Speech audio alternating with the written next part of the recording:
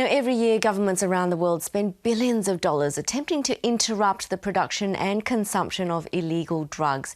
But despite all the money, effort and arrests, demand for recreational drugs remains high. Well, Antony Loewenstein is a journalist and has travelled the globe researching this topic for his new book, Pills, Powder and Smoke, Inside the Bloody War on Drugs. And he joins me live now in the studio. Antony, good to have you here tonight. Thanks for having me. Now, as we've said, you've travelled the globe researching this topic. What secrets have you uncovered? The aim of the book was to go to initially Honduras, Guinea-Bissau in West Africa and the Philippines, 3 countries that are suffering deeply from the drug trade. Honduras, most of the cocaine going into the US goes via Honduras. Most of the cocaine going into Europe goes via West Africa. And I wanted to investigate on the ground what people were going through who actually are the ones producing the drugs or transiting the drugs. Like, people often are taking drugs in unprecedented numbers in the West. Cocaine use in Australia, cocaine use in the US has never been higher, and I wanted to investigate on the ground what that means for people at the other end of the supply chain. And then in the US, UK and Australia I went to as well, looking at what the drug war means there, mass incarceration, but also that there's a growing shift towards a change in policy. Legalising cannabis is now very much a reality in parts of the US.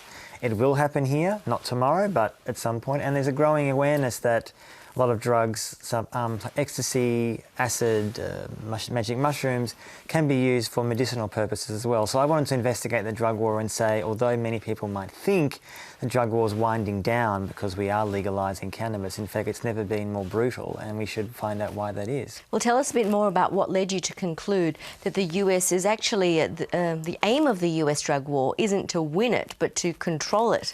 This war really is a war on, it's a rhetorical war. I mean, Richard Nixon coined the term 45 odd years ago, and the aim, he said, was to stop the use and supply of drugs. Drugs have never been more common, more popular, more deadly, because we don't know often what's in the drugs that people are taking. Per capita, Australians use more drugs than they have ever before. Illegal drugs I'm talking about. Last year, Australians spent about $10 billion on illegal drugs. It's mostly cannabis, also ice, cocaine, etc. And what I argue is that a war on drugs is always a war on the poor. So in the Philippines, for example, Duterte has been president for 2.5 years. Yeah.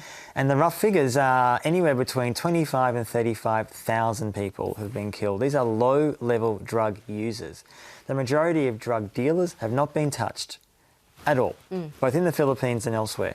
So although he argues and his supporters argue this somehow is going to stop drug use in the Philippines, it's not having that impact. It's making people very scared. And some people support him, to be sure. So I wanted to say, if we think that there is a more humane way to deal with drugs when drugs are now so common, it's not, to be clear, saying everyone should take drugs. I'm not saying that at all.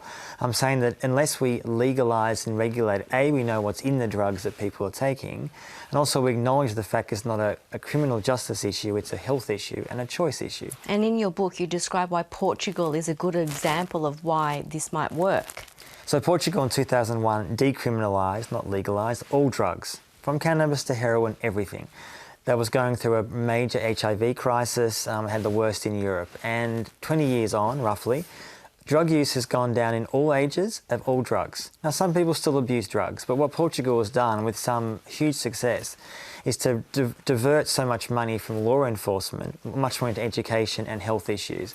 And the evidence is overwhelming. Now, Portugal's not Australia, I understand that, but I think growing numbers of countries, particularly those that are suffering the most from the drug war, South America and elsewhere, are saying, let's at least imagine what decriminalisation looks like, legalisation looks like. I mean, in South America, some countries might in the next 5 years legalise cocaine.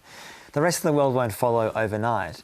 But one of the things that I'm, I think, arguing for is far more awareness of where the drugs are coming from, and to say, if we want to improve human rights around the world, a war that has killed literally millions of people in the last 50 years, keeping it an illegal system does not work to stop the poorest people suffering. And you also travelled to Australia for this book to do your research, to find out more about Australia's first safe injecting room.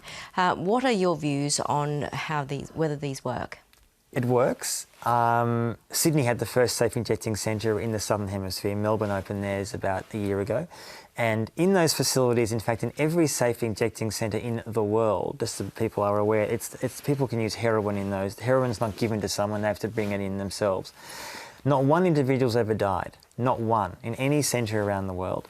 Drug use, heroin use has gone down in those areas. People still use heroin. I'm not saying they don't, they do.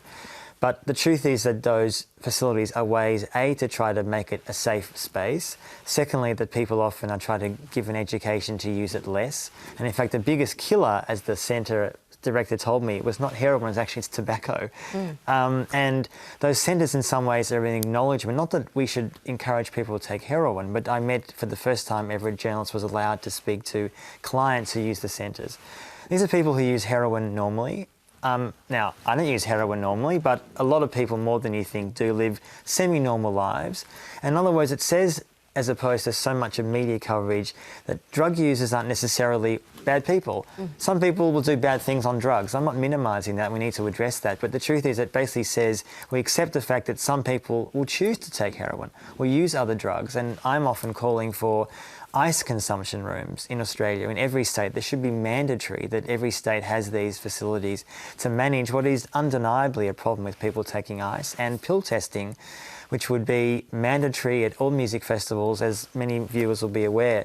A lot of people are dying in Australia every summer from bad ecstasy pills. And rather than saying, as many governments do somehow, don't take drugs, kids, well, that's not working. People will want to take drugs for good or bad reasons. So my view is let's make it safe. And pill testing would allow drugs to be tested. Where that's worked in ACT has done it twice in the last year. It's happened in the US and Europe. People are not dying at these festivals. It doesn't guarantee safety, but it means that people will know what is in their drugs. And that, to me, would be a sane way for federal and state governments here to operate. And by legalising drugs, though, what message are you sending to young people or those that are contemplating trying drugs, taking them for whatever reason that they choose? I know it sounds radical, and just to be clear, I don't argue in those who seriously advocate this policy, let's all encourage children to take drugs. Of course we don't say that. What we are saying, or what I'm saying, is that education about drugs at schools, state, federal level, at public, private and Catholic, should start so young, maybe not in kindergarten, but young, to say that drugs are not evil. That, again, not to encourage people to take drugs, to say drugs are a normal part of life. Choose to take drugs if you want, fine. The message is that drugs are not a criminal issue. They're a health issue and they're a choice. If you're a child, you should not be taking drugs. Of course, that's a given. But the fact is, Australians have never taken more drugs. So we either continue on the current path, which in most Western countries is killing people at huge numbers. Abuse, loneliness in Australia, for example, has never been worse. And I mention that because the use of antidepressants and other drugs has never been higher. And what many people, such as myself, say is that if we think that the country, such as Australia, could manage this problem better, why not imagine having, say, a ministry for happiness in Australia? People laugh when I say that, but what that means is that we examine in that ministry, state and federal level, the idea that this minister and this ministry would examine what are the main reasons why so many people have loneliness and unhappiness problems, and how drugs can play a small part in a medicinal sense. Evidence overseas and here, and doctors are doing this now, by the way, illegally in Australia, using ecstasy, LSD and magic mushrooms to treat depression, addiction to alcohol and cigarettes, people who have end of life, people who have cancer who are going to die in 6 months. It's not going to stop them dying, but often they're given these treatments in controlled therapist environments to make them feel, I guess, more psychologically prepared for doing so. So it's not to argue when I argue legalise all drugs, let's all take drugs. Not at all. It's saying that the current criminalised system is actually making the problem far worse. Antony, thanks for coming into the studio and talking to us about this very important issue. Thanks for having me. Thank you.